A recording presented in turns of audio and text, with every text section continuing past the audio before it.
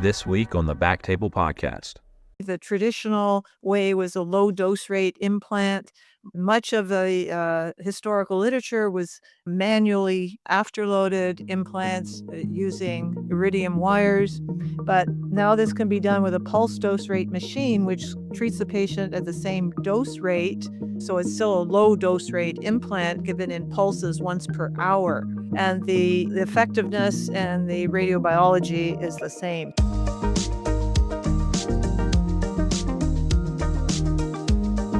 My name's Peyton. I'm from the University of Alabama. I'm a assistant professor of urologic oncology, and I've got a great team here today, Dr. Crook and Dr. Apolo. I'll go ahead and allow you to introduce yourself, Dr. Crook.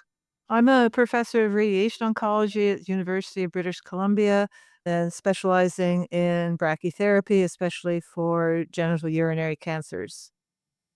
And I'm Andrea Apolo. I'm a senior investigator at the NCI, and I do GU malignancies with a special interest in rare geotumors. Great. Well, thank you both so much for being here. We're excited to kind of do this as a new adventure in the SUO, and really excited to kind of get your opinion, your thoughts on some of these penile cancer cases that can certainly be complex. We can't cover everything, but we're going to do the best we can to go over a few cases in a format where we're just doing case discussion and get everyone's input. So like right off the bat, we'll start with our first case. We're going to talk about clinically node-negative penile cancer. So for example, we have a 56-year-old male complains of a penile mass. It's developed over about 4 to 6 months. It's slightly painful, minimally bleeding, no trouble urinating. Pretty standard past medical history and surgical. He's non-smoker and he works as a mechanic in town. On exam, he's got a 2-centimeter firm, red, ulcerated mass in the glands of the penis. And, of course, you need to do a thorough inguinal exam, and he has no inguinal lymphadenopathy. So that sets the stage for our first case here. And just as a reminder for anyone with a penile cancer, really a physical exam is one of those things that we can't do without. So imaging, I wanted to ask the group on their preferences with staging imaging for this and CT versus MRI. Any preferences or thoughts there, folks? Well, MRI of the primary lesion can be useful, especially if you think it's more deeply invasive than it appears clinically. For CT, we usually do a PET CT for staging rather than just a plain CT now. Great. Well, I totally agree. I think MRI is really useful in the primary setting, particularly if someone's obese. And we'll see an example of that later. Getting a good physical exam on someone who's got a lot of suprapubic fat or maybe a lot of pain when you examine them is really challenging. And I personally think the MRI with contrast of the pelvis really will make a difference and really kind of shows us the invasion that we may see. So anyway, standard chest x-rays So labs. just to Sure. say, as a medical oncologist, I do like a CAT scan with contrast in patients with more advanced disease, but I agree in this local patient, MRIs with contrast are very nice. I totally agree. So, there's always a question in the urologist's hands is, do I biopsy this or do I immediately proceed to surgery? According to the guidelines, we're going to biopsy. However, I can tell you in a number of cases where you have an erosive, not maybe this one, but maybe an erosive fungating mass that's really painful for someone, and it's clearly cancer on the exam. Occasionally I'll skip the biopsy and I'll just move straight to surgery to do that partial penectomy because I hate to say it, but some of these patients are just miserable. And they've been ignoring this. The support groups with penile cancer don't exist. So it's not like they have anyone to talk to. I was curious on your opinion, Dr. Crook, Dr. Apollo, on that assessment. Obviously, if we're going to talk about brachytherapy, we're going to have a different opinion. Yeah, and I would vote for biopsy and circumcision if the patient's not circumcised. It's useful to know the HPV status, get the grade of the tumor. It gives you, there's rarely any doubt that it's actually cancer, but this other prognostic information is very useful. And it also gives the patient the opportunity to discuss options, consider radiation, penile preserving options. I think it's important to do it in 2 steps, but I understand the temptation to just go right ahead. Certainly. And I think that's true. And you're going to kind of clue us in a little bit later with some of your expertise. I think sometimes in the community, people may be dealing with this. They may not have, a brachytherapy option. And so moving forward in that way may be a process. I totally agree that a punch biopsy is pretty simple. HPV status is certainly important and obviously mentioned in the guidelines. So for this first case, though, we moved straight forward with a confirmatory biopsy. It was HPV negative. We had CT scans with possible invasion of the penile glands, but no inguinal lymph nodes. And he elected to move straight forward for a partial penectomy. His final pathology was a squamous cell carcinoma measuring 2.7 centimeters. He did have lymphovascular invasion, and the intraoperative margins, which I typically do, were negative. Our staging, so this would be a pretty straightforward clinical T2 tumor with no palpable lymph nodes and stage 2A. So I'm going to move to the next phase of this. I'm deciding what to do next. Obviously, guidelines would suggest that we've got a few options here. So here's our CT scan. Hopefully y'all can see the video confirming that he didn't have any palpable lymph nodes or lymph nodes on scan. And so here because this patient's a stage 2 patient, guidelines would suggest that we do a bilateral inguinal lymph node dissection. However, as you can see here, the OR statement would suggest a dynamic sentinel lymph node biopsy is possible. And then, of course, in the NCCN subtitles, in the footer, they will say that external beam radiation to inguinal lymph nodes is another option for those not fit to surgery. So any comments there from our group? Well, I would certainly go with the bilateral inguinal lymph node dissection or dynamic sentinel lymph node biopsy if the expertise is available, because the inguinal node status is so important in the prognostic outlook for men with penile cancer, and it determines whether you're going to do a pelvic lymph node dissection. It determines a lot of things. So I think the surgical evaluation of the nodes is very preferable over just external beam radiation. That will work, but it doesn't give you all the other prognostic information that's so important. Right. And the thing to remember for, our audience is that in clinically node-negative penile cancer patients, we'll actually find occult metastases in up to 20 to 30% of those patients, particularly the ones that are high risk, such as this person, which had lymphovascular invasion. So yeah, I think so maybe someone who's not fit for either one of these or the expertise doesn't exist would be the only reason you'd consider external beam radiation to those lymph nodes. And dynamic sentinel lymph node biopsy, I'd be curious on your institutions if either one has experience with this or not.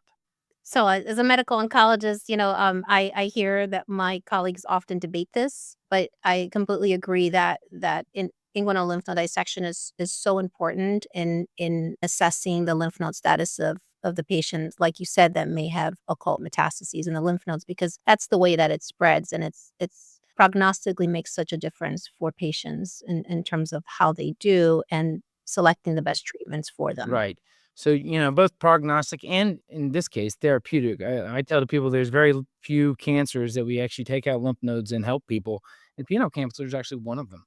So, because we're doing a podcast and because this is an interesting case, this patient did not elect for the inguinal lymph node dissection, which I usually do. I do it frequently. He does have a number of morbidities associated with it, poor wound healing. And the main problem is, lymphorrhea and drainage. Patients hate it. They end up with their drains for a month sometimes. So anyways, I'm just trying to give a nice example of when we did do this. So I've kind of adopted some procedures from training and then from our colleagues in the melanoma world who do this routinely. So this patient actually wanted the dynamic sentinel lymph node sampling, is what I call it. It's usually recommended in the guidelines for people that have a good established workflow to do this. It was initially described with really low sensitivities and high false negative rates. And a lot of that had to do with, I think, when it was initially tried, people were trying to needle biopsy these, which is probably not going to be productive because you're looking at nodes that are not enlarged on scan and you're trying to needle biopsy something.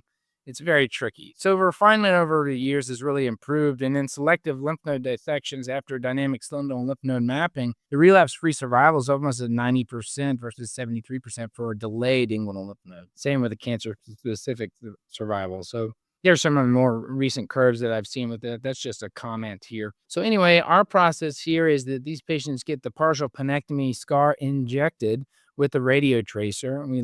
That's done in our nuclear medicine department. And then they get a SPECT CT scan that you're seeing there. And the SPECT CT scan, that scar, that lymphoepithelial tissue, the scar will drain to the appropriate lymph nodes that you're trying to designate. Because everyone knows it's done lymph node dissection before. Most of those nodes are all negative, right?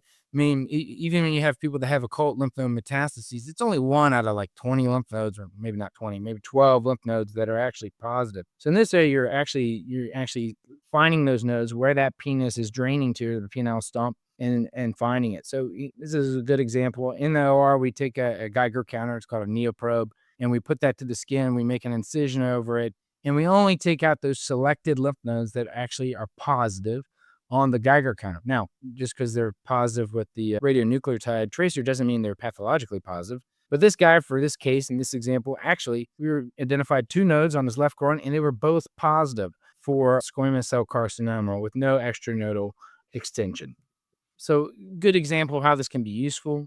And per the NCCN guidelines, we've now got lymph node positive disease. And for this patient should have an inguinal lymph node dissection on that side.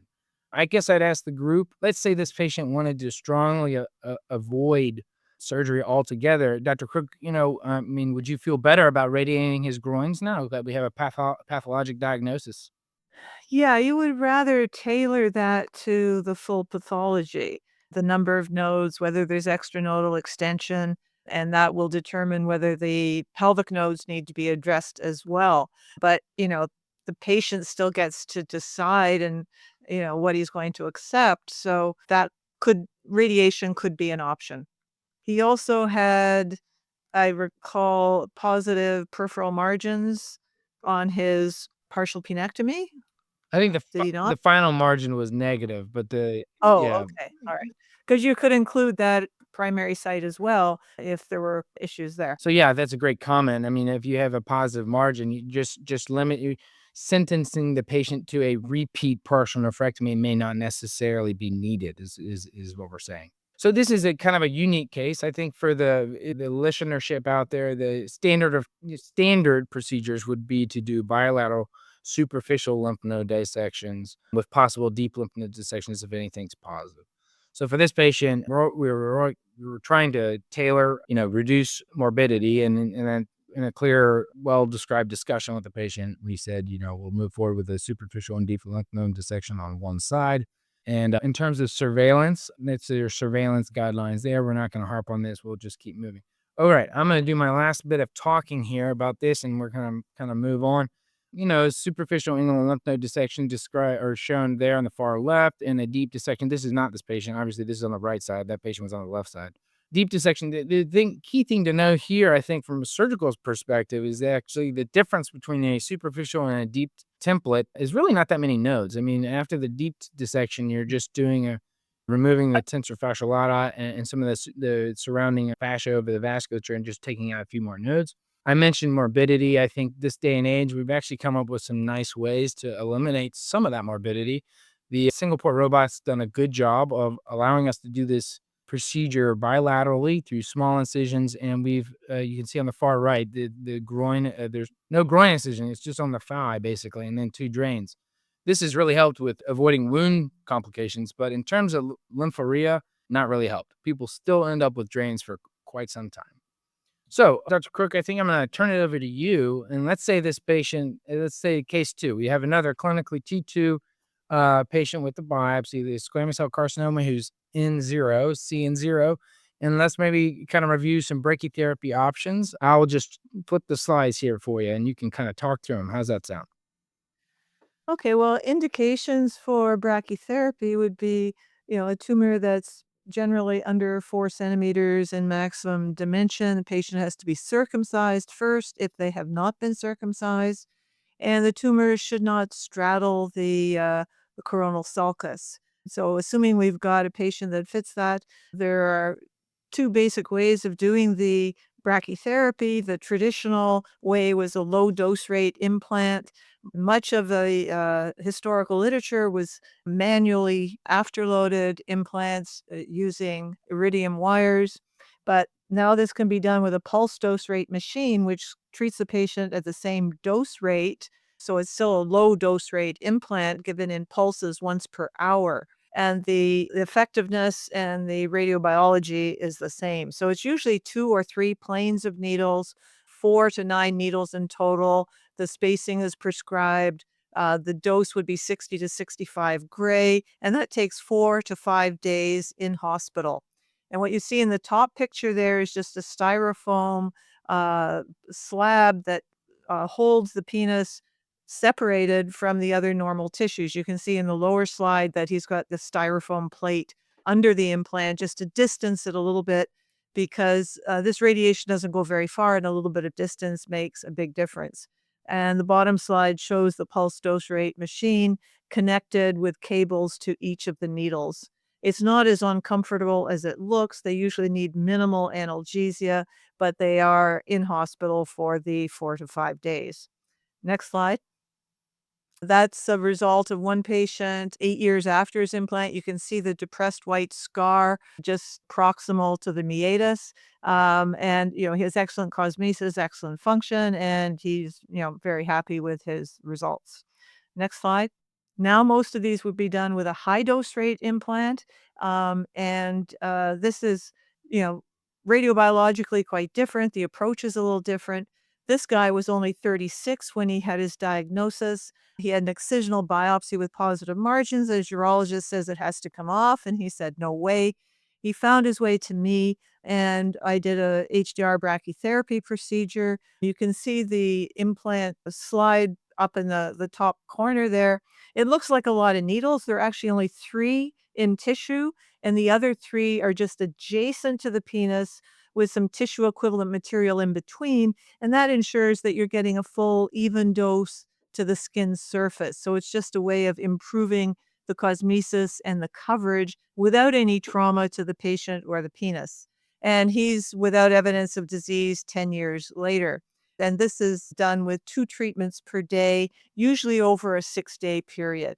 And again, they're usually in hospital because this is, it's not that they're radioactive, but it's just they can't really be very mobile. Next slide. So can I ask you one question there? So low dose versus high dose.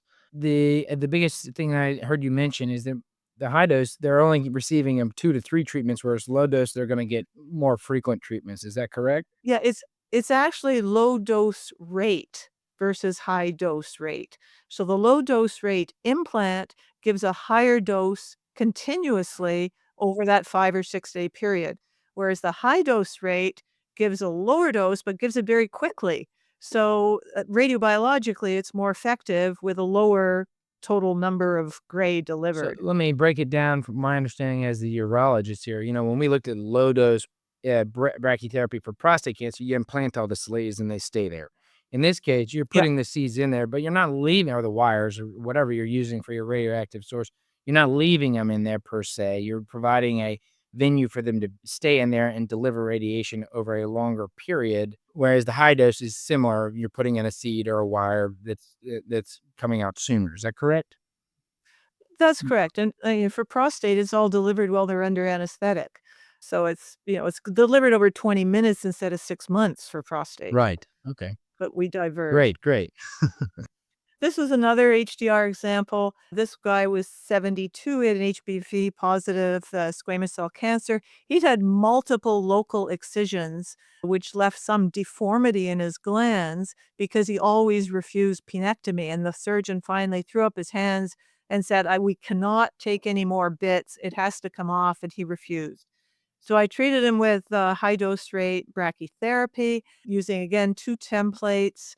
This gives you more flexibility than with a low dose rate implant in that you can put the needles where they're needed. It looks like a lot of needles, but if you look at that picture in the top right corner, there's only 6 needles that are in tissue, and the ones in the arc around the outside are outside the penis for the same reason as I already explained, to modulate the dose and make sure that you get full dose to the skin surface without hot spots. So it was 6 interstitial needles and 8 that were just around the outside. And this treatment was given over 7 days. Afterwards, he's disease free 5 years later. He has the deformities from the previous excisions, but tumor free.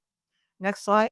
This can be done in other centers without templates. Now, this means that all needles are interstitial embedded in the penis because you want to make a template to hold things adjacent. But this is from Jay Sieski at the Cleveland Clinic, and similar fractionation, 6-day treatment, but plastic needles and no templates. Next slide. And this is from Peter Johnson's group at the Lee Moffitt Cancer Center, and they've actually turned the HDR brachytherapy into an outpatient treatment. They also see the advantage of using the template and having the needles adjacent to the penis, but the templates are very, very light. You can put the whole thing into a jock strap, and the guy can go home or stay at an adjacent lodge or hotel and just come back twice a day for his treatments. Next slide. And they do get acute moist desquamation that can take a couple of months to heal up. And it's just, basically cleanliness and hygiene, which will help it heal. There are other things that can be added if necessary, such as antibiotics or steroids, whatever. But they generally heal it pretty well. Next slide. You can also get a complication called radiation necrosis or ulceration. This is more common with deeply invasive, bigger tumors, which makes sense, and can be quite painful, but these will heal after hyperbaric oxygen treatments, as in this example here. Next. Oh, anyway, that's all I was going to say about this one. The radiation necrosis in those smaller tumors is extremely uncommon. You do get some ulceration, but that heals with just local hygiene. But as I said, the deeper, more invasive cancers, you can get deeper necrosis. So, Dr. Crook, that's impressive. This is really, really good for all of us to see what you're capable of doing. I have a couple questions for you. So, you mentioned that you must be circumcised, and the tumor must be located to basically the glands. Is that right? So, if you have a tumor that's more proximal or invasive, more into the corpora, mid shaft, or something like that, are they not necessarily a candidate? They can be. The ABS guidelines suggest that this should be limited to tumors on the glands, but I know of colleagues who have treated mid-shaft tumors, and I mean, it works just as well. It's just a bit more complicated. It's not something you do for your first case. Right. Well, this is really, really good information. And I think there's a lot of urologists and folks out there that don't even know that we can do this or this is possible. So, really good to see. I really appreciate you enlightening us here because often, we're not thinking about it. I would ask that do you think that, a radiation oncologist community who has a specialty in brachytherapy, no matter what, would be able to do this, or is this someone that's highly selected that's done it before, or how would you approach that? There are videos out there. The ABS and other Canadian societies do workshops. So we try to teach, we tried to teach as many people as possible how to do it. I also get emails for advice. How do I do this? What do I go about? And so, there's counseling that can happen as well. It's technically it's not hard to do. I mean, it's you're putting needles into an area that is very accessible. So it's not difficult and you just follow the Yeah, I mean, guidelines. that's great. That's really, really enlightening. I mean, like, I think a lot of us don't even know that this is capable, nor do our radiation oncologists necessarily advertise it if they're doing it, in my experience. Now, I haven't asked too many people to do this, but, I think I'm going to take away from this lecture that I'm going to start doing that in some of my colleagues and seeing what they say. Thank you so much. You're welcome. So anyway, we're going to go on to another case here. Again, we're going to start with a clinical T2N0 case. Now, the first two cases looked good, and we kind of got through and had a good experience there. This one is going to be kind of a case of what's gone wrong. Because as we all know, we've seen these penile cancers that no matter what we've done, and we've just really had trouble treating them. So a 53-year-old male with a history of meatal stenosis and lichen sclerosis. You can see the history starting back all the way to 1998. And whenever I have someone coming into my office saying I've had trouble peeing from a meatal lesion for 20 years, that's a red flag immediately. Particularly this guy who's been had various meatal dilations. He's had these painless lesions removed, a circumcision with a urethral meatal dilation, and then circumcision revisions. And finally, in June of 23, he has a shave biopsy that comes back as epidermal hyperplasia with possible CIS. He's moderately obese and otherwise reasonably healthy, active, and working. And on exam, and something like this, he's got significant scarring of the remaining part of those glands, a slight hypospadias from all these dilations and surgeries he's had. He's got a lobulated tender erosive mass at the tip of the glands that's firm. And for me, a lot of times that's what tells the tale is how firm this thing is. Some drainage from the urethra. Very difficult exam. Patient's uncomfortable. He's got partially buried penis as well, secondary to his obesity. Planes of a splayed stream, all red flags, and wants to maintain normalcy as much as possible. And again, this is someone with a lot of suprapubic fat. So further workup, we've already mentioned this. The MRI, I think, is really critical in these patients with the suprapubic fat. And we'll show the example here. He's clearly got a mass occupying the glands. And on the video, you can see an erosive type of fungating or a kind of invasive mass at the distal portion of the penis. It'll keep playing there. We did a wedge biopsy. This was a well-differentiated SC squamous cell carcinoma. It was HPV independent and it clinically at least T2. So from there, this next steps here. So Dr. Crook, here you got an obese patient with a clearly invasive mass, candidate for brachytherapy or not? Absolutely not. Access is a huge issue here. So he would not be a candidate for brachytherapy, but there are other options.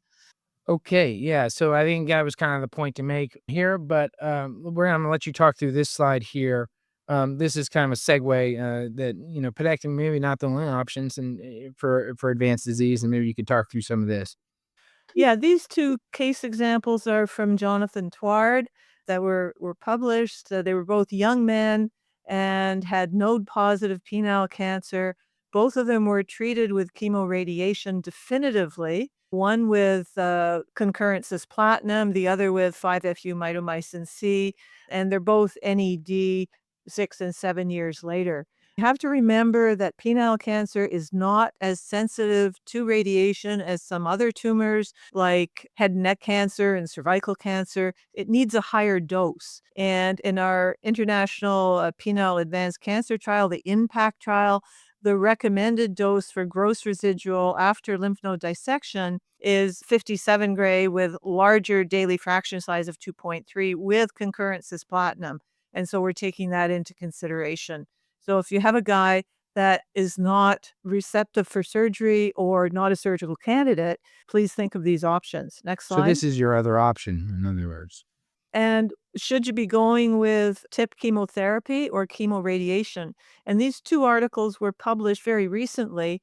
Rose et al. In the JNCI last year published this amazing collaborative retrospective study, 10 centers, 6 different countries, 209 patients for node-positive penile cancer. And they all received neoadjuvant chemotherapy. For 3/4 of them, it was the TIP regimen. And response rate, as was similar to what was initially published by Pagliaro, 57%. He published 50%. Complete response rate, 25%. If you compare that to chemoradiation, this study was a single center study, but it was prospective from Ottenhoff in the Netherlands and published in our RED journal, the Radiation Journal of the American Society of Radiation Oncology, 2023.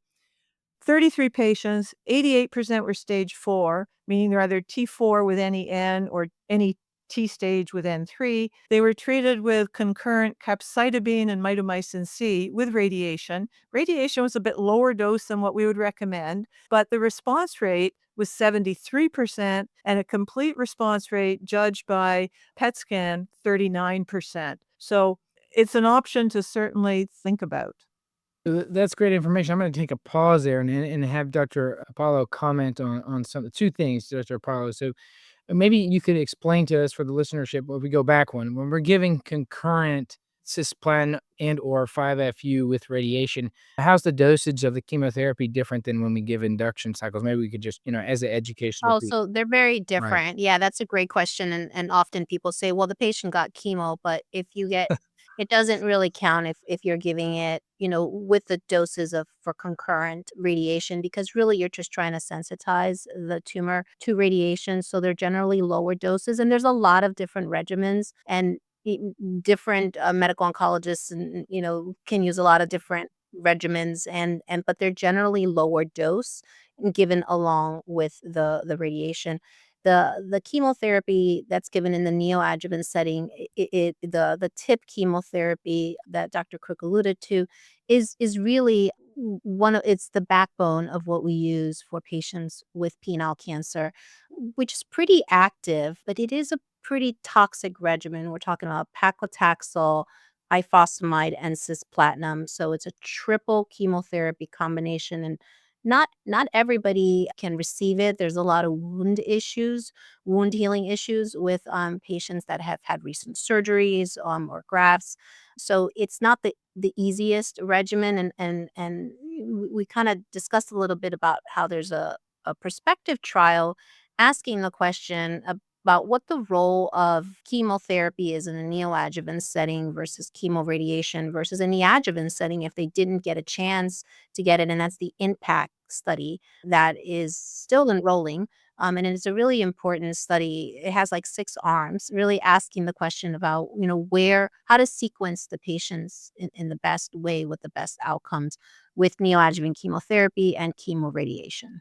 That's right. That's great. Great comments. Thank you so much. Yeah, the IMPACT trial for the listenership out there is really, it's going to be a landmark study for penile cancer, and we're all eagerly awaiting the results. But man, it is a tough, complex trial. My story is I came from Moffitt, where the IMPACT was started, and I came to UAB, and I was all excited to get it started. And they say, well, you need to have all these images of all the lymph node dissections you've done. Just goes to show you how thorough they were in establishing the guidelines for that study. So.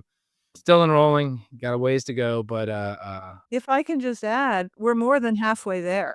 We're aiming for an accrual of 200 patients. We're well over 100, that's which awesome. is absolutely incredible. The last time Dr. Spees and I spoke, I said, "Hey, I'm ready to open." And he says, "We're good. We're gonna keep going." I'm like, "All right, let's just keep going." This is a huge headache to open this study anyway. So, great. Well, those are awesome comments. Thanks so much. Dr. Apollo, it's really important for, I think, the listenership here to hear what you said. I got chemo, and it's radiosensitizing chemo. That's not necessarily what we're talking about.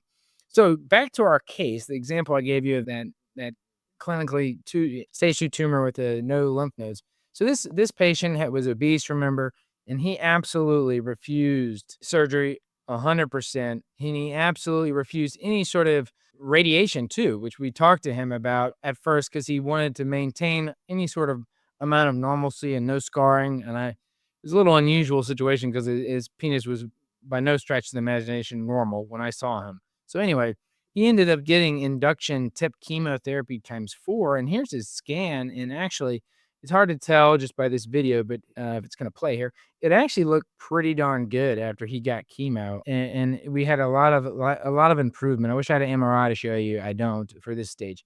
And then, of course, this is a patient who kind of didn't come back for a few months.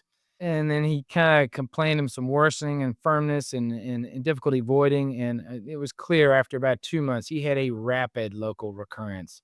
I guess the thing to highlight here is that, in rare cases, and Dr. Apollo, please tell us, in rare cases, are people ever going to be cured with chemotherapy alone? Would you agree with that? I do agree with that. I wish that we were there, but we're not there at this point in terms of curing patients with Great. chemotherapy So, and clear recurrence on the MRI, still clinically node negative. So this was just a big local recurrence. And then, continues to refuse penectomy. So your comments from the two of you on and what we should do next for this patient. Well, if you're gonna try and control it, it would be radiation. He's going to need, a good dose. Probably you can still get concurrent chemotherapy with either regimen that you choose. I mean, the cisplatin dose is only 40 milligrams per meter squared per week, so they're usually still able to get that. His penis is what we call self bolusing, so it's not even technically difficult to treat with external radiation. But yeah, I mean that's what you have to try next because that's pretty much all you've got, I think. yeah, I would agree that I would aim for local control and try to treat this locally for now until we can't. That's exactly what we did. So, we got radiation to the penis. This guy did concomitant cisplatin sensitizing chemo.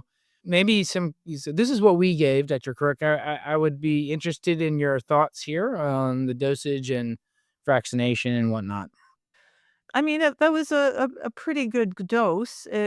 But it's still under 70 gray, and it's given quite gently at 1.8 gray per day. So you can have more efficacy if you hypofractionate a little bit. Gives it more punch with each fraction. So the dose was probably a little bit on the low side for what he was presenting with at this point. The dose for the lymph nodes, if they're still clinically negative, is fine, but the primary itself probably, in retrospect, it's easy to a Of retrospectoscope, course. needed more. So when you have a patient like this, Dr. Crook, what do you advise them? And this is a big bulky mass at the end of the penis. He's still peeing through this erosive mass. What do you advise them in terms of the stricture risk, urinary diversion, needing an SP tube, all those sorts of things? Well, he still manages to pee through it before it's treated. He may have issue if we are lucky enough to get a complete response, there may be later issues, but then you're not dealing with the complications of the actual recurrent cancer. The skin changes with radiation, especially if you're having to deliver full dose to the groins, to the nodes, they do get quite a brisk skin reaction, and you have to take them through that. But it's manageable. That's right. And we did have some of that. At one point, we had an MRI that we were like, this may just be kind of some skin changes, and let's just keep going and monitoring. But after about 3 months, this guy had distal urethral obstruction, a draining necrotic wound, and persistent growing disease. Unfortunately, this is a situation where none of these things have worked so far. Now he's started to develop some groin nodules. We actually ended up doing a perineal urethrostomy on him to divert his urine because he was just unable to pee. Did not want a suprapubic tube. The perineal urethrostomy, of course, went down, and then eventually he ended up getting a very difficult attempt at a salvage penectomy and suprapubic tube. And where this case is going because I'm asking. This didn't go well at all. Everything we removed was, positive margins throughout. And let me just show you the imaging here. You can see after a few months after the attempted salvage surgery, he had absolutely massive local and metastatic progression over several months.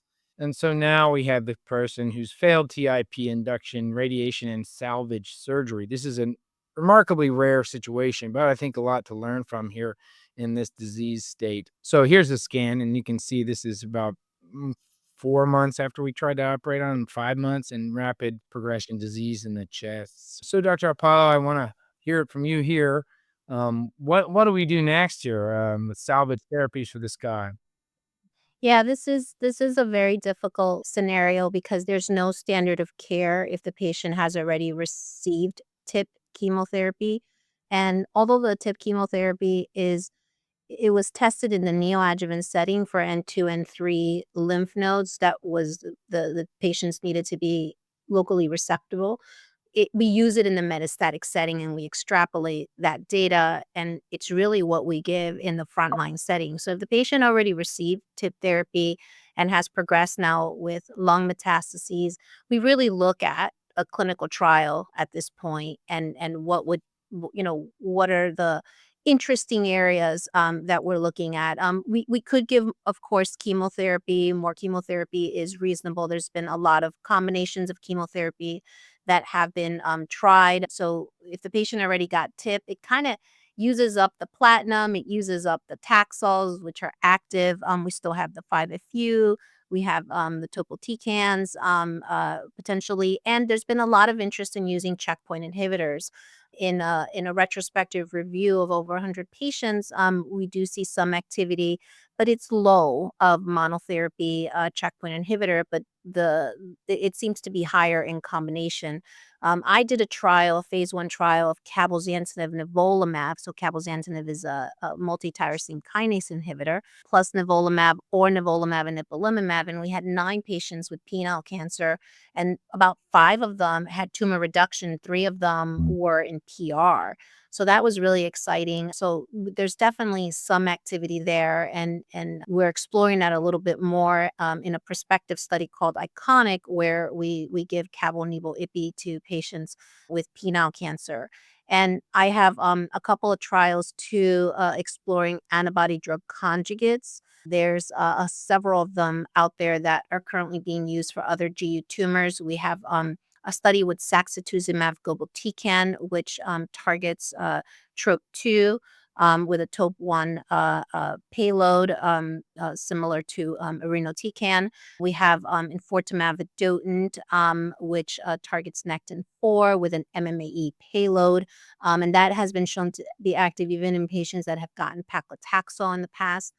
So those are being explored. I also have a study with PARP inhibitors where I allow multiple GU tumors, and I've had a couple of penile cancer patients have their tumors shrink. PARP inhibitors, but again, really, really small numbers. And when you look at the clinical trials, they're all super small numbers. So in a way, that's a little bit embarrassing to kind of present this as prospective data. But it's just such a rare tumor that doing prospective trials has been very difficult. And there's also interest in other targets like EGFR and HER2. The known expression of HER2 in penile cancer is being explored. There's been different series that really give completely different numbers. Some say it's not really expressed in penile cancer. There was a Chinese study that showed up to 50% of patients can express HER2. And there has been some activity with EGFR inhibitors, either alone or in combination. So a lot of trials are ongoing right now to try to find better treatments for patients in the second line, which we don't really have a lot. I kind of stopped using bleomycin because it's so toxic, which is the chemotherapy. So we do have limited options as to what we can give our patients with advanced disease. Great. Well, great comments there. We're going to a couple more slides here and we're almost done. Let's just go over this real quick. Different case, different scenario. I wanted to get y'all's opinion on someone who shows up with a penile mass and greater than 4 centimeters of fixed bulky nodes on one side. Now, NCCN guidelines would suggest that we should not operate on those people up front, and I completely agree. You get some bit debate on what to do with the primary and when and all that, but let's talk about more about what you do for these patients incoming. Your options would be upfront TIP, which we talked about, or chemo RT Okay. for this nodal disease.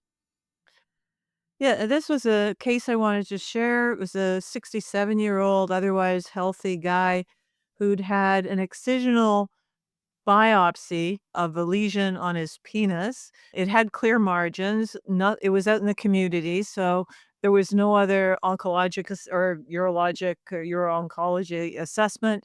And a year later, he developed a mass in his groin. Multiple attempts at biopsy. There was a whole bunch of delay. This thing grew and grew and grew. And they finally proved that this was recurrent penile cancer. And he was sent to me for palliation. By that time, and you can see in the scan on the left, he had this 7-centimeter mass in his groin. It was fixed. And they said, well, palliation, that's all you can do.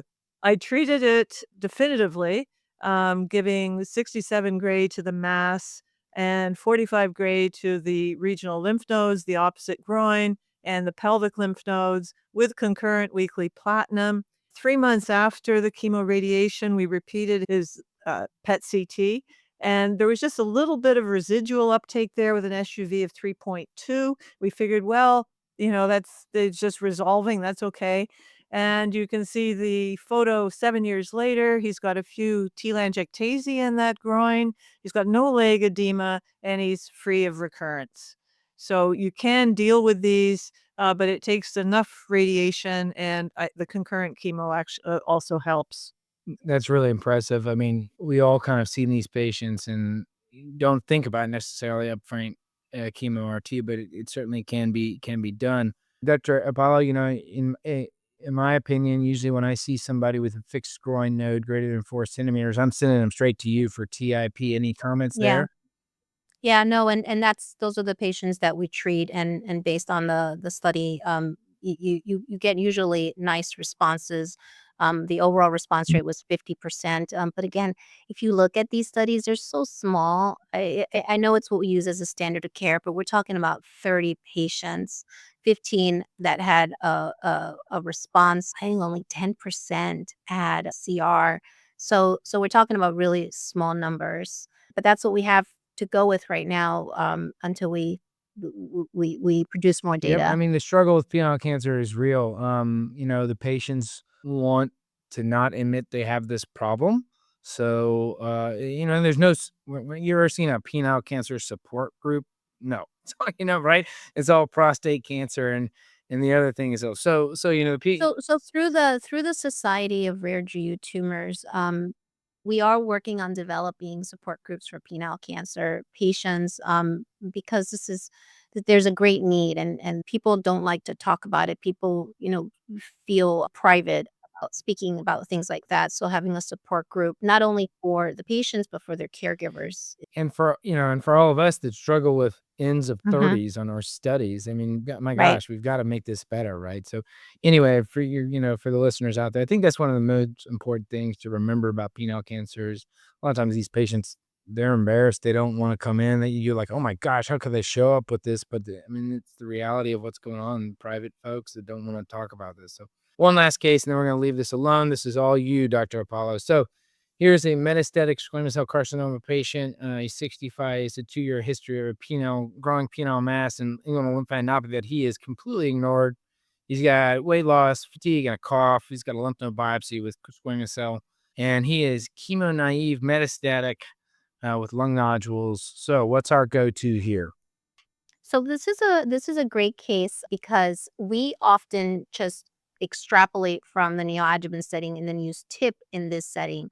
But recently at ASCO last year, 2024, we saw the results of the Hercules study. This is a Brazilian study, um, from 11 different centers, enrolled 33 patients with penile cancer or unresectable metastatic penile cancer, and they were treated with pembrolizumab plus platinum-based chemotherapy, cisplatin, and 5-FU every 3 weeks for 6 cycles, and they received the pembrolizumab for up to 2 years, and they saw a response rate of 40%. So that's great for us because that's a lot gentler than TIP chemotherapy, and one of the questions is, there wasn't a long follow-up yet for the study, but will we have durable responses if we incorporate immunotherapy up front for these patients? So we're currently working on designing a first line trial for patients with penile cancer, and we wanted to have a randomized component to it. But we don't, with this new data coming out, the Hercules data, and some data that I have from my phase 1 Cabo Nivo study that enrolled about 9 penile cancer patients, and we currently have the Iconic study open right now that's enrolling more. The question is there equipoise to have a non-immunotherapy arm in the metastatic setting now? Should we have a TIP arm and then an IO plus chemo arm, kind of like the Hercules study? But then what about the TKI-IO promise there, and just kind of building on some data that we have? So these are kind of questions that we're having right now as we develop the next phase of first line trials and really trying to find the best therapies for our patients with metastatic penile cancer. And in the second line setting, again, like I said, we're testing antibody drug conjugates. A comment by Dr. Crook in the beginning about the HPV status, and although we don't have HPV directed therapies yet, although a lot have been tested, there's vaccines out there, there's IO therapies, there's even CAR therapies that are being tested right now in penile cancer. We just don't have any specific therapies for penile cancers per se, but we do have some that are being developed for HPV positive squamous cell tumors, that can potentially be extrapolated and used in this setting. And the incidence is kind of it depends on which series you look at. In some, it's about 50% in terms of HPV positivity, but it can be as high as 80% in some series. And there's also other markers like PD-L1 positivity and TMB high that make these tumors a little bit more susceptible, that we think make these tumors a little bit more susceptible to IO. So therein goes back to the frontline option that I would give this gentleman. I would give him the Hercules regimen at this point because it's easier to give than TIP. I've given a lot of TIP and I never like giving it. Ifosfamide is tough. The patients really struggle through it. It's a tough regimen. Tell us the regimen again, the Hercules regimen. So the Hercules regimen is an IO chemo. So it has pembrolizumab and it has 5-FU and cisplatin. And it's given every 3 weeks and for 6 cycles, like metastatic disease. And then the pembrolizumab is kind of given maintenance over 2 years. Right. Well, that's really interesting. I will tell you that I've had a couple one-offs here and there with my medical oncologist here doing chemoimmuno for penile cancer or urethral cancer, primary squamous urethral. And actually, I've been really pleasantly surprised by it. Yeah. Yeah. For urethral cancers, we've seen some really nice responses in the iconic study. Again, the cabo-nivo study that I have, cabo-nivo-ipi. So there's activity there. And the issue with urethral tumors is that they can have different histologies, but I'm really focusing right now on the squamous histology. I've seen really nice responses. So which is very in line with what we see in the penile cancer patient. But not all patients respond, right? So I'm talking about a 30% response. What about the 70% that don't respond? What do we do with those? They're coming to me for other clinical trials, and we're looking for better treatments. One of the things that I wanted to comment on, I know we talked a lot about primary treatment of the lymph node, bulky lymph nodes, and initially the diagnosis of penile cancer and doing a lymph node dissection. There's a lot of morbidity. And of course, I see all of the morbidity in the metastatic setting, right? So I see these terrible Right. lymphodemas. You see them after we're done Patients with them, can't like, it's yeah, terrible. they can't Right. walk. They get scrotal edema because their legs are so swollen that then it becomes scrotal edema. And we try wrapping them. They get DVTs. And we try diuresing, but then they get low blood pressure because it's basically becomes anasarca. It's very difficult to manage these patients at the end of life. And we're trying to find better treatments to improve upon that. But even the primary treatments, I think, need improvement in order not to deal with this morbidity that happens post-surgery and could be also That's right on. post-radiation. That's, it's part of the push. What I talked about initially was, the dynamic sentinel lymph node sampling. And that's part of the idea, right? Is I told you 20%, 30% of the time they'll be lymph node positive, but you may be over treating a lot of patients with every T2 lesion that comes in. So, we're in just like every other cancer, we're trying to hone in on the patients that need it and avoid it, and the patients that don't. Some patients absolutely need a lymph node dissection. There's no doubt about it, but it does come with a cost, no doubt about that. Well, listen, I wanted to thank you both so much for joining us today. I think that was a productive conversation. I hope you guys had as much fun as I did, and hopefully we can help a few folks learn more about penile cancer here on this podcast. It's certainly a rare disease. I tend to see it a bunch in my clinic for whatever reason, but you two have enlightened me quite a bit, particularly with the brachytherapy. I'm going to be calling you now, Dr. Crook. You're in trouble. So I really appreciate y'all's time, and thanks so much. And you're very welcome. It was a pleasure. Thank you. Thanks for having me.